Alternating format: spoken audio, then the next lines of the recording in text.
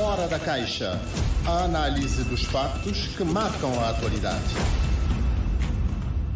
Às quintas-feiras recebemos no Fora da Caixa o analista político Francisco Tavares para olharmos então para alguns temas e assuntos que estão a marcar a atualidade e aproxima-se o dia do município da Praia. Há de resto um programa de atividades que vem praticamente desde finais do mês de abril, por altura do dia da cidade. No próximo sábado vai haver a sessão solene no Salão Abílio Duarte e na Assembleia Nacional, uma cerimónia que será presidida pelo chefe de Estado José Maria Neves. Há outras atividades. Vamos olhar. Francisco Tavares, bom dia, obrigado uma vez mais pela disponibilidade.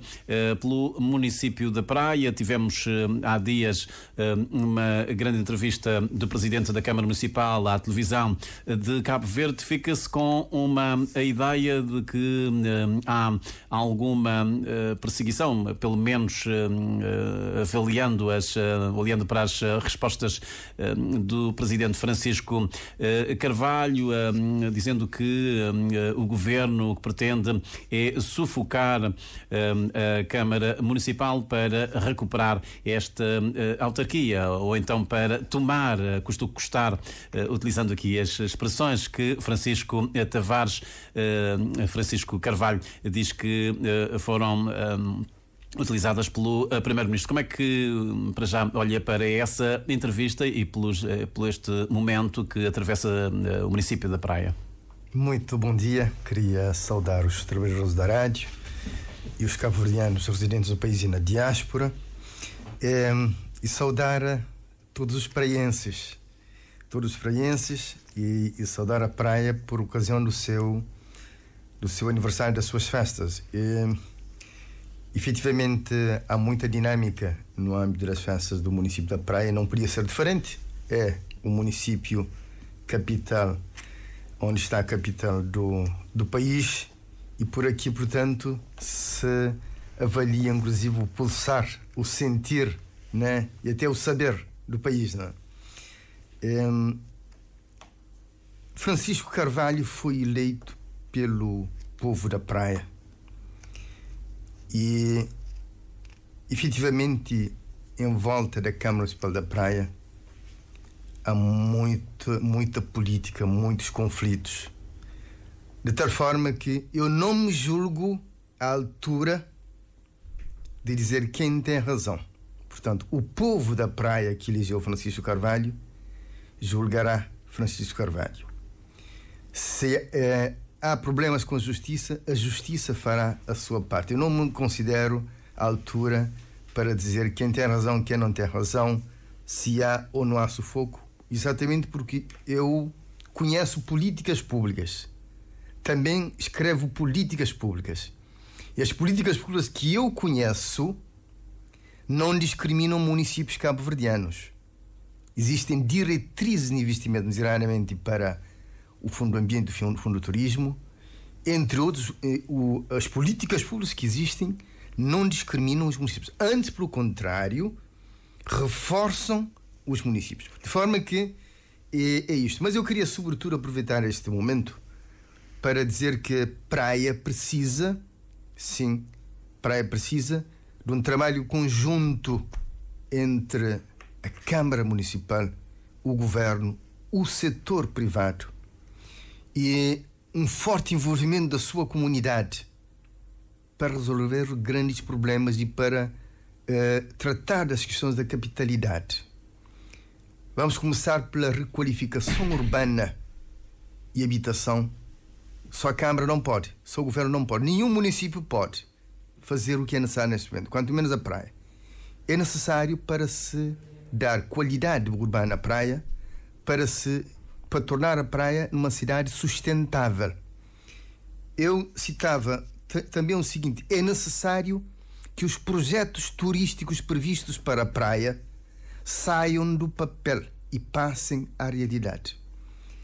É necessário que resolver os problemas da mobilidade urbana no interior da cidade da Praia.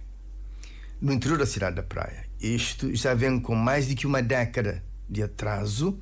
Portanto, há que construir novas vias dentro da cidade da Praia para garantir melhor mobilidade. Ir do Palmarejo para o platô ou a via platô a Charles São Filipe em horas de ponte é um autêntico pandemónio. E não é uma questão de excesso de carros, é uma questão de organização do trânsito e de vias de circulação. Portanto, há que dotar a praia também. Há que pensar no novo aeroporto. Muito bem. Para servir a capital do país. Há que dotar a praia de um centro de congressos. Há que dotar a praia de um terminal de cruzeiros para não termos milhares de turistas a desembarcar ao lado de lá onde se desembarca cimento, se desembarca combustível, entre outras coisas, não é? Portanto, há que cuidar inclusive dos custos da capitalidade. Para mim, isto é que me sugere a título de documentário.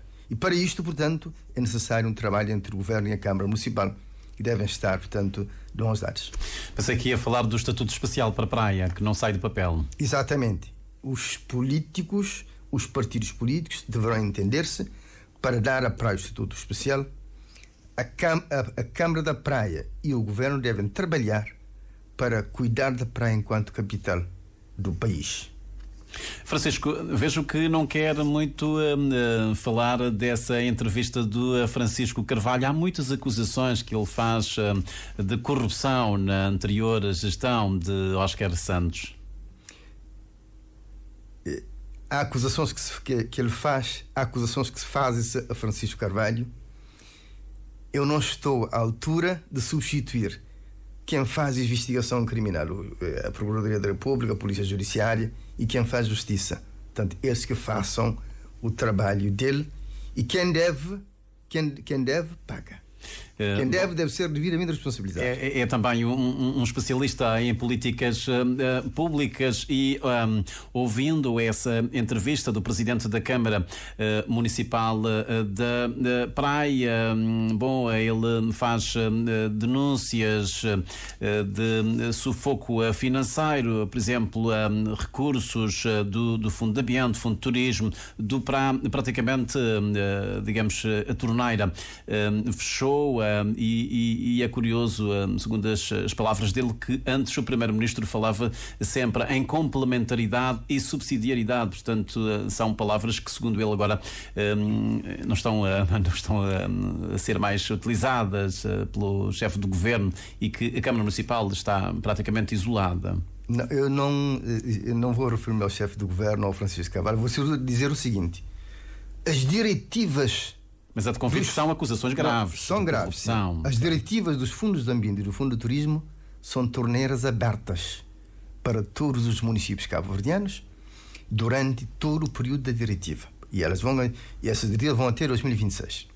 Portanto, eu não conheço e sei que o Governo não há de violar a lei que ele mesmo fez para transferir a um e não transferir a outros, não é?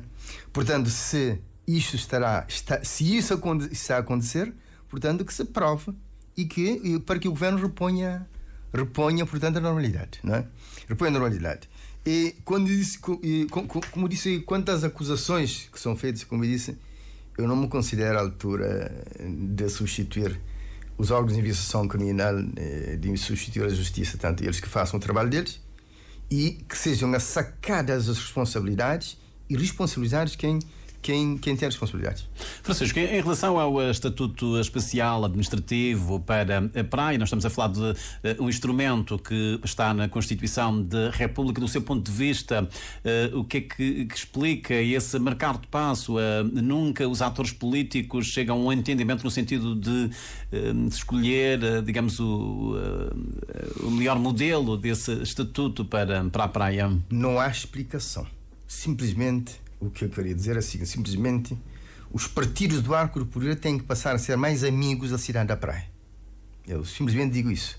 Mais amigos da cidade da Praia. Ou seja, ser mais amigos é o seguinte: se entendem, portanto, sobre outras coisas, que se entendam para dotar a Praia do seu estatuto especial. Porque não é nada novo. Mas faz sentido, é uma necessidade de facto esse estatuto especial para praia? Tem-se ouvido falar muito nos custos da capitalidade, aliás ainda há instantes referiu-se a isso, mas há outras ilhas, como por exemplo São Vicente, também questionam se, enfim, porque é que só a praia é que terá que ter um estatuto especial? Não, o Cabo Verde tem uma capital. Todos os países do mundo têm uma capital, não é? As capitais têm custos de capitalidade. As capitais não representam a região, representam o país. Portanto, o Estatuto Especial para a Praia nada tem a ver com o que São Vicente reivindica. São Vicente reivindica com razão, portanto, que se cuide do seu potencial. E tem muito potencial.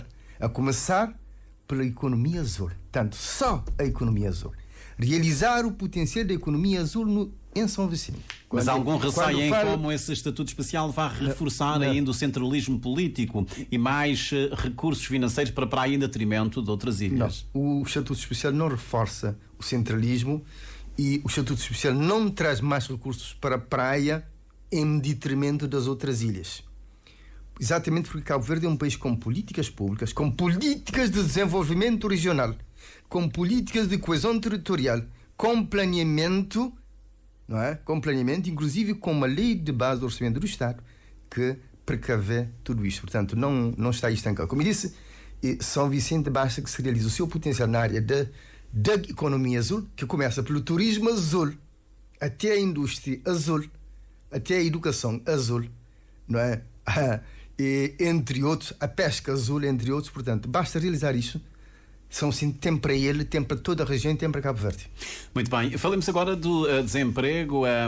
Passada sexta-feira, o Instituto Nacional de Estatística avançou com os dados constantes do relatório sobre os indicadores do mercado de trabalho no inquérito multi-objetivo contínuo 2023 e, portanto, desde logo há esse destaque para um ligeiro abaixamento, a diminuição de taxa de desemprego, que se situa agora nos 10,3%. Portanto, essa meta de se ter um desemprego a um dígito está cada vez mais próxima. Esta meta está cada vez mais próxima, mas isto não é o mais importante. A taxa de desemprego é um indicador muito fraco. Isto não é o mais importante. Portanto, o que importa é dizer o seguinte: não obstante a forte desaceleração da economia, nós passamos um crescimento de 17,4% em 2022 a 5,1% em 2023. Ou seja, nós desaceleramos 12,3 pontos percentuais. Não obstante isso, o mercado de trabalho manteve-se relativamente resiliente. Relativamente resiliente. Eu vou demonstrar o que é esta resiliência. Ou seja, nós tínhamos em finais de 2023 cerca de 190 mil pessoas empregadas, cerca de 21.900 pessoas desempregadas e, curioso, temos mais gente no subemprego do que gente desempregada. Portanto, são esses aspectos que devem nos interessar mais. Quando você tem mais gente no subemprego, ou seja, que tem tempo e tem disponibilidade para trabalhar mais tempo e trabalha menos tempo do que possível, dizia, a taxa de ocupação não melhorou, portanto, manteve-se resiliente, não há melhorias. Ou seja, a capacidade da economia em gerar emprego não melhorou, ficou no mesmo nível de 2022. A taxa de desemprego reduz ligeiramente, tanto de 11,4 para 10,3. Mas o mercado manteve-se resiliente. Um outro aspecto importante é que o mercado de trabalho encolheu-se. Veja que nós tivemos uma forte desaceleração. Olha, encolheu-se porque a própria população em idade de trabalhar está a reduzir-se. Encolheu-se de 0,1%. Os ativos de 0,8%. Portanto, a população ativa está a população ativa reduziu-se 0,8%. O emprego, a população empregada de 0,1%. O subemprego, a população desempregada reduziu-se em 10,5%. Inclusive, só que aumentou a população na inatividade. Ou seja, a população na atividade. Há alguns ganhos, como eu disse, o mercado encolheu-se. Há alguns ganhos, e importa dizer que a população com emprego informal e reduziu-se, né? Reduziu-se nesse período, ou seja, reduziu-se cerca de 7.600. Isto é que é importante. Cerca de 7.600. A redução da informalidade é um sinal importante para a economia, né? Por outro lado, também há um outro ganho importante, que é a redução do número de jovens fora do emprego, da educação e da formação, os NEETs. Uma redução de cerca de 2.600. Agora estamos em cerca de 46.100. Ora, mas aqui eu faço um parênteses para dizer que é necessário acelerar a inclusão dos jovens, porque nós devemos, até 2026, reduzir de 46 mil para 20 mil. É esta a meta a meta assumida. Reduzir para 20 mil não é apenas uma questão de inclusão de jovens. É uma questão de trazer os jovens para o mercado de trabalho, para que possam fazer crescer para poder gerar o primeiro dividendo demográfico, que é o ratio de suporte, ou seja, para que a população empregada cresça mais do que a população total de Cabo Verde, para ganharmos o primeiro dividendo, porque isto é importante para acelerar o crescimento económico, não é? E tão cedo nós incluímos jovens capacitados, massificamos a inclusão de jovens capacitados no mercado de trabalho, tão cedo a economia ganha também em produtividade. É o segundo dividendo. Nós precisamos de combinar por muito tempo e maximizar os dois dividendos para poder aumentar a produtividade, aumentar o potencial de crescimento económico e acelerar o crescimento económico. Mas quando diz que o mercado encolheu, isso não tem a ver com a saída de jovens, a imigração de jovens quadros que vão procurar trabalho, nomeadamente em Portugal? Há também encolhimento, há também a imigração. Mas esse encolhimento, como disse, ele é muito ligeiro e regularmente a economia manteve-se resiliente. Ora, em 2020, com essa forte desaceleração do crescimento económico, e a geração líquida de empregos é de 119, porque a agricultura destruiu cerca de 3.800 empregos. Agricultura, exatamente, porque a agricultura teve o seu VAB a regredir cerca de 3,4%.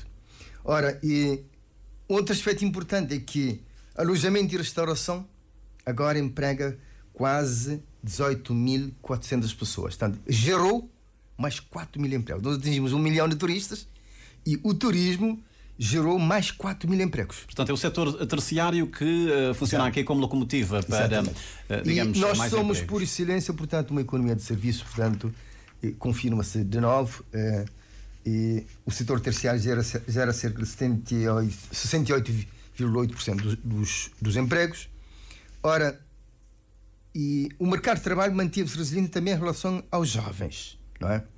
Em relação aos jovens, tanto em termos da taxa de atividade dos jovens, da taxa da capacidade da economia de gerar empregos para os jovens e temos uma redução efetiva da taxa de desemprego jovem para 15,9%. Esta é uma redução muito sensível, não é? Muito sensível. Mas há que ter em conta que o que a economia de Cabo Verde neste momento disponibiliza está abaixo do potencial. Está abaixo do potencial e das expectativas dos jovens. Mantém-se também o essencial das características da matéria de género, ou seja, as mulheres... Há mais mulheres no desemprego. As mulheres constituem uma minoria da população ativa, os homens são, claro, maioria. As mulheres constituem uma minoria da população empregada. Em geral, a economia continua com uma capacidade de gerar emprego para as mulheres abaixo, como disse, da capacidade de gerar emprego para os homens. Tanto assim é que a economia de Cabo Verde tem uma capacidade para gerar empregos para os homens de cerca de 59,1% e apenas 44,6% para as mulheres. Mas, no entanto, a maioria dos jovens fora do emprego, da educação e da formação, ou seja, 54% desses jovens na exclusão, são meninas. São meninas. Ou seja, temos cerca de 46.200 jovens netos e desses cerca de 25.000 são meninas. Portanto, o mercado de trabalho mantém assim as características de desvantagem para as mulheres. Quando as mulheres empregadas têm mais anos de estudo. Também, mais anos de estudo. Mas referia-me em último que nós temos as meninas, as jovens ganham hoje mais do que os jovens. Portanto, há um progresso que está a acontecer. Muito bem, e ainda ontem foram apresentados os resultados do estudo Empregabilidade 2023, que vem mostrar precisamente isso, apesar das mulheres serem cada vez mais qualificadas do que os homens, portanto, os homens ainda continuam a dominar no mercado de trabalho e também a oferir melhores salários. Francisco, vamos aproveitar os últimos minutos para olhar para a entrevista do Primeiro-Ministro, que ainda continua a suscitar reações. Uma entrevista para o balanço dos 3 anos do 7º Governo Constitucional. Não sei se teve a oportunidade de ver essa entrevista, mais de 1h30 a partir de São Vicente, com um painel de jornalistas. Bom, Ulisses Correia e Silva garante que hoje os cabo-verdianos têm maior qualidade de vida do que em 2016. O que é que destaca dessa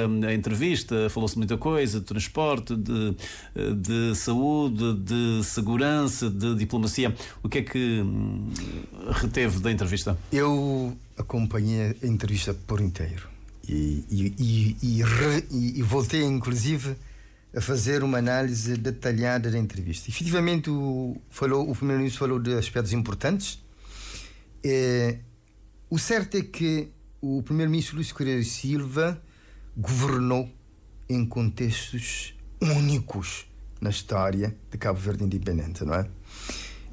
Em contextos particularmente difíceis. Basta dizer que... Falar da Covid e da guerra da Ucrânia, na crise inflacionista. Basta falar dos anos de seca, não é? Da crise da pandemia da Covid-19, da guerra na Ucrânia e o que continua, não é? Mas já lá vão 8 anos de governação. Isso é que é importante agora analisar. Exato. Então, governou em um contexto difícil. Ora, eu considero que o Primeiro-Ministro governou bem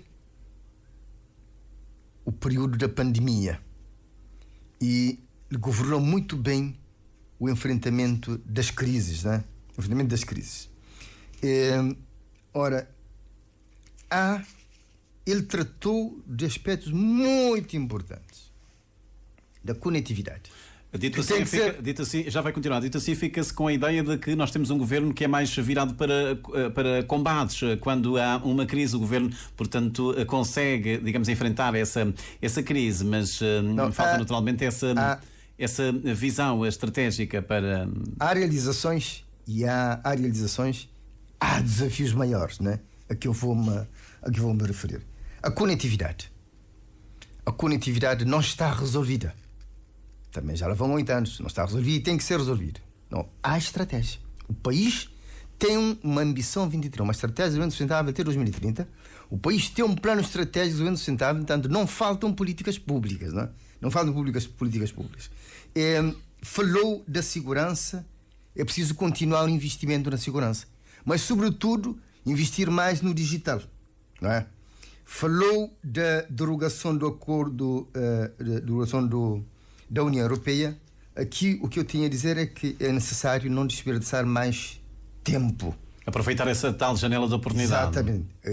Aproveitar essa janela de oportunidade. Mas também é certo que o Estado Social ganhou uma dimensão nunca antes visto nestes 8 anos. Se calhar também, em parte, por causa da resposta às crises. Mas o Estado Social ganhou uma importância essencial. Ora, eu considero que, sobretudo, é preciso que o governo acelere, que o governo cuide